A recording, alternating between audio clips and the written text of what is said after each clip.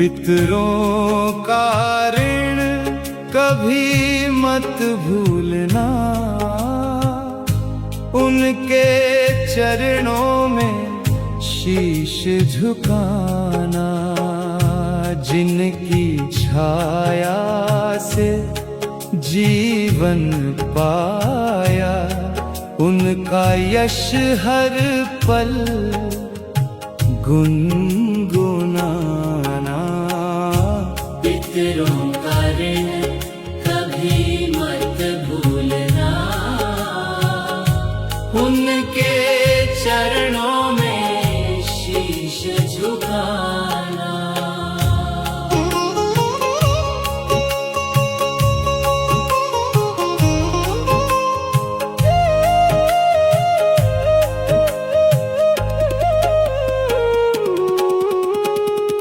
तेरे लिए जो कष्ट सह गए, अपनी खुशियां वार गए। धूप में जलकर खुद जीवन भर तेरे आंगन बहार गए। उनके प्रेम का मोल ना होगा, उनका मान सदा बढ़ाना। पितरों का ऋण कभी मत भूलना, उनके चरणों में शीश झुकाना।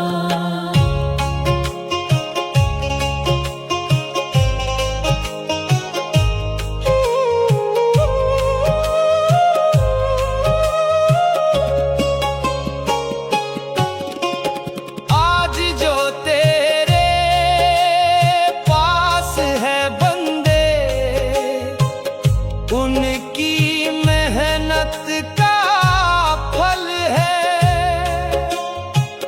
तेरी हर एक सांस के पीछे उनके त्याग का बल है। श्रद्धा से दो फूल चढ़ाकर उनको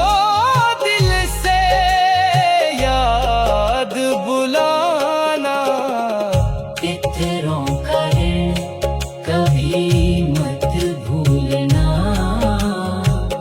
उनके चरणों में शीश झुकाना।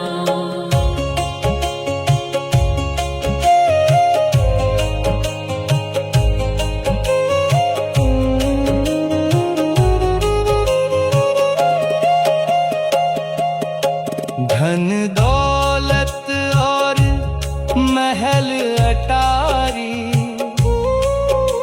यहीं पड़े रह जाएंगे। पितरों के शुभ आशीष बिना सुख भी साथ न जाएंगे। सत्कर्मों की ज्योति जलाकर उनका नाम सदा दोहराना। पितरों का ऋण कभी मत भूलना, उनके चरणों में शीश झुकाना। जब भी कोई संकट आए, पितर राह दिखाते हैं। सच्चे मन से जो याद करे, उसके कष्ट मिटाते हैं। श्रद्धा सेवा और सम्मान से जीवन अपना सफल बनाना। पितरों का ऋण कभी मत भूलना,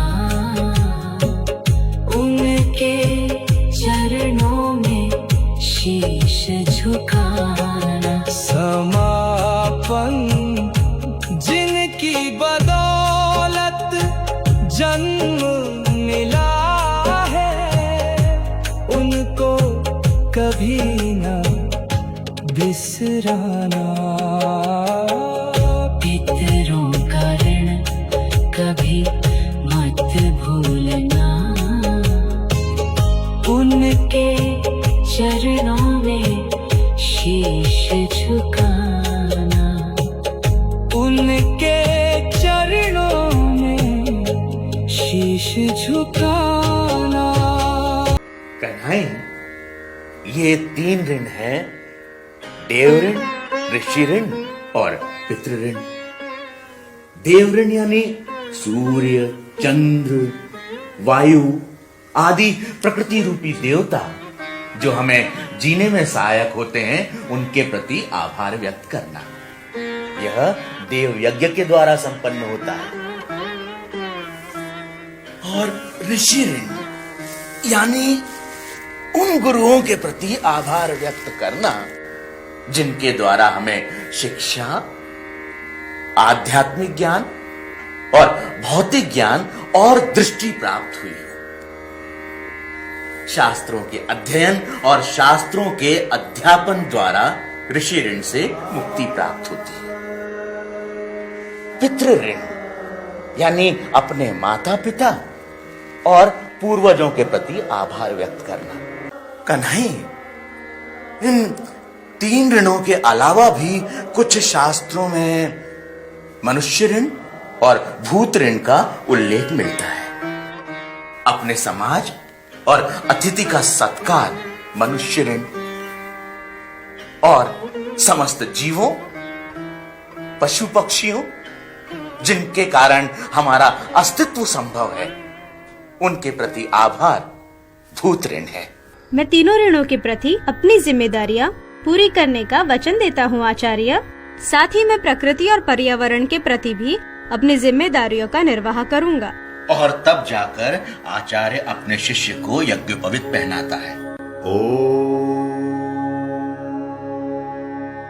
ओम यज्ञोपवीतं परमं पवित्रं प्रजापतेर्यत् सहजं पुरस्तात् आयुष्यमग्र्यं प्रतिमुञ्च शुभ्रम् यज्ञोपवीतं बलमस्तु तेजः।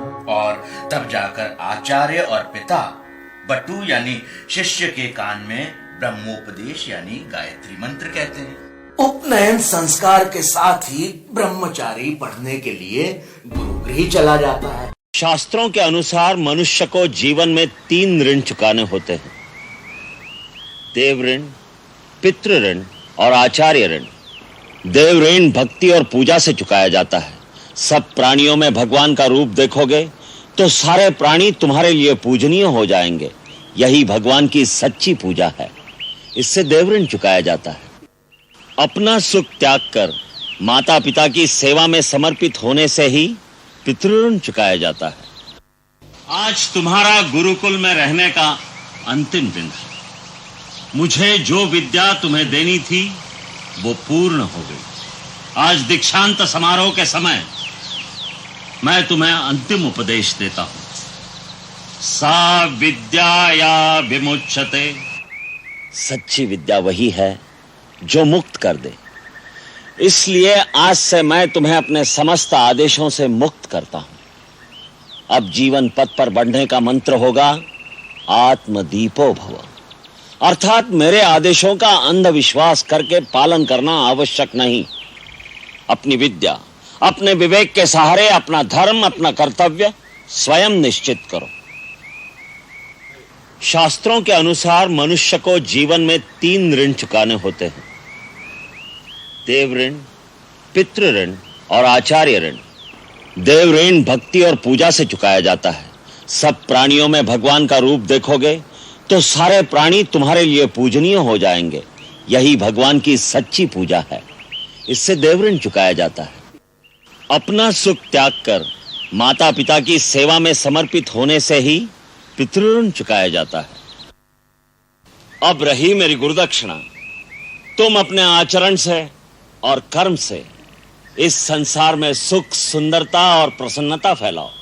मानव धर्म के आदर्श स्थापित करो। दिलों से बैर निकालकर उनमें प्यार के बीज बो दो।